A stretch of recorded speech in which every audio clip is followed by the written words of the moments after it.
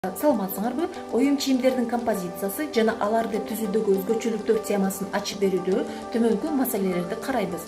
Оюм чийим латин тилинен которгондо жасалгалоо, кийимдерди, эмеректерди, интерьерди жасалгалоодо колдонулган орнаменттин иреттелип кайталануусу.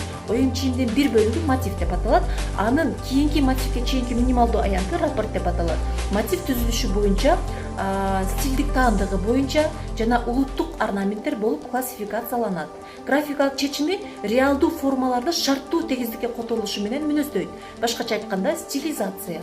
Алар төмөнкү чечимдер менен экспрессивдүү мүмкүнчүлүктөргө ээ болуп, кеңири колдонулат. Графикалык формасы боюнча тегиз, рельефтик жана контррельефтик болуп бөлүнөт. Пластикалык түрдө бүткөн, каймана мазмуну, мүнөзү жана максаты менен аныкталган оюнун курамы, курулушу, түзүлүшү оюм чийимдин композициясы деп аталат. Бул композицияны түзүүдө сөзсүз бул эрежелерди сактоо абзел. Композициянын бул элементтери оюм чийимди тартууда жардам берет. Конструкциялык түзүлүшү боюнча бир сызыкта кайталанган оюм ленталык раппорт деп аталат. Эгерде модулдук сүрөт горизонталь, вертикаль, диагональ боюнча бүт тегиздикте кайталанса, сеткалык раппорт деп аталат. Борбордук нурлануу раппорты боюнча тегерек, үч бурчтук, төрт бурчтук айланта жайгашышы мүмкүн.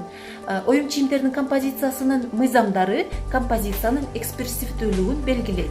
Алардын биринчи пропорционалдык мыйзамы бөлүкчөлөрдүн бүтүнгө экинчисине карата пропорционалдуулугу фондун аянтына, мотивдин жана бөлүкчөлөрдүн көлөмүнө болгон катнаш сакталып, сызыктуу мүнөздөмөлөрүнүн болушу. Баш ийүү мыйзамы негизги заттардын түсү, формасы, өлчөмү боюнча айырмаланып, экинчиси аларга баш ийүүсүн камсыз кылат. Үч компоненттүү мыйзам, үч өлчөм, үч интервал, үч айлануунун болуусу.